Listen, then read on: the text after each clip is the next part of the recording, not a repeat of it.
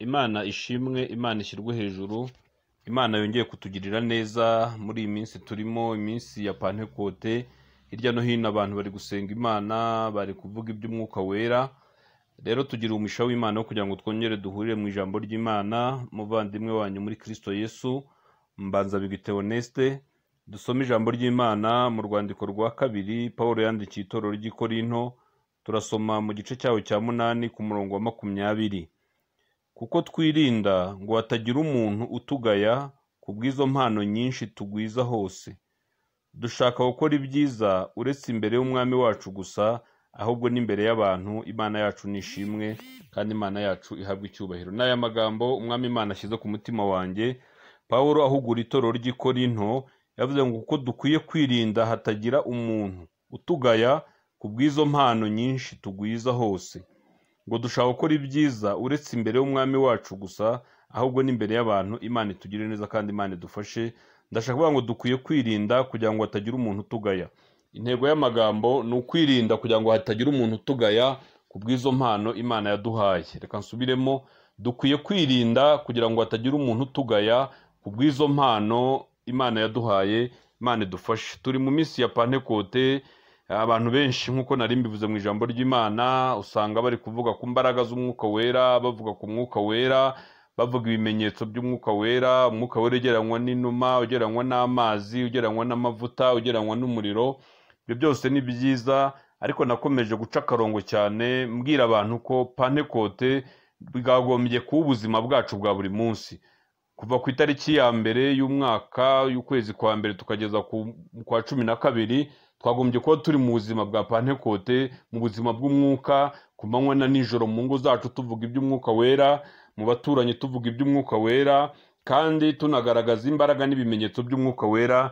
Imana idufashe. Niyo mpamvu ijambo ry'Imana ritubwiye ngo dukwiye kwirinda kugira ngo hatagira umuntu utugaya ku bw'izo mpano dufite. Imana itugirire neza. Impano ni nyinshi rero. Hari impano zo kuvuga mu ndimi, impano zo guhanura, impano zo gukiza indwara, impano zo gukora ibitangaza, impano zo kwizera, impano zo kurobanura imyuka, impano z'ijambo ryo kumenya, impano y'ijambo ry'ubwenge, n'izindi mpano ntarondoye muri uyu mwanya.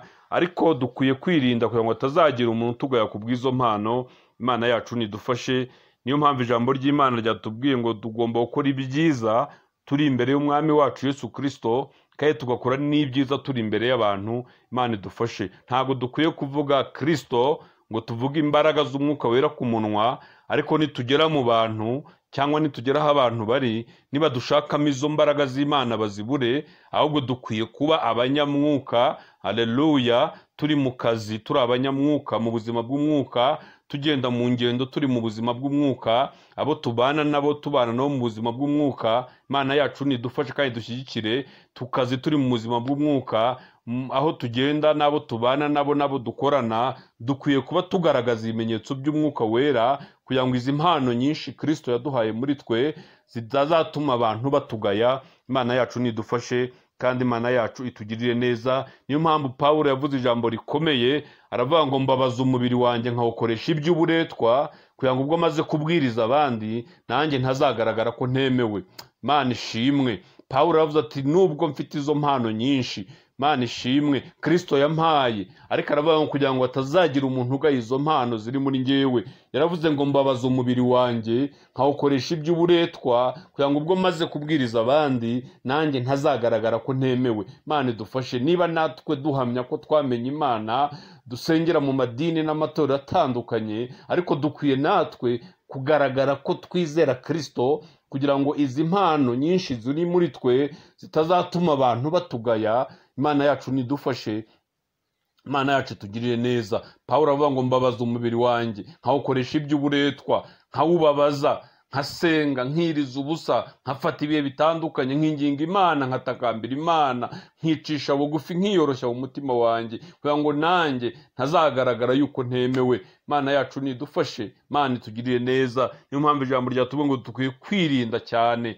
Ijambo ryaramubwiye ngo uwibwira ko ahagaze yirinda atagwa. Dukwiye kwirinda. birarambuye mu migani ngo umunyamakenga yabonye ikibi kije arakikinga. Dukwiye kugira amakenga y'izi mpano nyinshi Kristo yaduhaye. Nagiye mbona abantu bari abanyembaraga, bari abantu bakomeye bafite imbaraga z'Imana, ariko batagiye ba maso, Satani akabariganya, benshi bakaba barapfuye urupfu n'agashinyaguro. Ariko ndi kugira ngo twinginge Imana ishobora byose, Imana kugira ngo idufate, idukomeze izi mpano nyinshi Imana yaduhaye. Imana yacu nitugirire neza, ze kubikira hato cyangwa igikangisho, ahubwo izi mpano twahawe ubu twazihereye kugira ngo izina ry'Imana rihabwe icyubahiro. Twazihereye kugira ngo imirimo y'Imana yerekanirwe muri twebwe. Ntabwo twazihereye kugira ngo abantu badutinye cyangwa dukanga abantu, ahubwo twazihereye kugira ngo itorero, abanyetoro bunguke, abo tubana babashe kungukira muri izi mpano z'Imana. Imana idufashe kandi Imana itugirire neza. Niyo mpamvu ari ijambo Pawulo yavuze, aravuga ngo ntabwo ari njyewe ukiriho. Haleluya. Aravuga ngo ni Kristo uri muri njyewe. Mana ishimwe. Iyo umuntu afite izi mpano z'Imana, ntabwo ari we ukiriho, ahubwo imirimo ya Kristo muri we ni igaragara. Imivugire bamubonamo Kristo, uko agenda bamubonamo Kristo, uko asabana n'abandi bamubonamo Kristo, asigara ari umuhesha w'umugisha. Imana yacu nitugirire neza. Ndashaka kugira ngo dusenge twinginga Imana, ariko Imana yo mu ijuru nifasha abantu bayo muri iyi minsi abantu bahanze amaso cyane ku munsi wa Pantekote. Ariko ndashaka kugira ngo ubuzima bwacu bwa buri munsi ubuzima bw'umwuka, ubuzima bwa Pantekote, ku manywa na nijoro, twifuza impano z'umwuka wera, twifuza imbaraga z'Imana, kandi nukuzishaka. Ijambo ryarambwiye ngo ubwami bw'Imana buratwaranirwa. Ntabwo izi mbaraga uzicara ngo uzizane. Fata ibihe byo gusenga, ukiranuke, wegera Imana, ujye ahantu ku ruhande utakambira Imana yawe, wiyoroshye mu mutima, ugira inzara n'inyota zo gushaka izi mbaraga z'Imana. Imana yacu nidufashe, Imana itugirire neza. Reka dusenge twinginga Imana, tutakambira Imana. Mwene data mushiki wanjye muri Kristo, we wakijijwe, izi mpano nyinshi Uwiteka Imana yaguhaye uzazirinde zitazatuma ugayisha izina ry'Imana, kandi garagaza Imana imbere y'Imana ikubone neza, mu bantu Imana ikubone neza. Imana idufashe twe kuvuga Imana ku rurimi gusa, ahubwo no mu buryo buri pratique no mu bikorwa, abantu bajye batubona ko dufite Imana ishobora byose. Imana itugirire neza. Imana Data se w'Umwami wacu Yesu Kristo, uri Imana igira neza kandi uri Imana ishobora byose. Ijambo ryaratubwiye ngo watugabiye impano nyinshi, ariko dukwiye kwirinda kugira ngo zitagawa.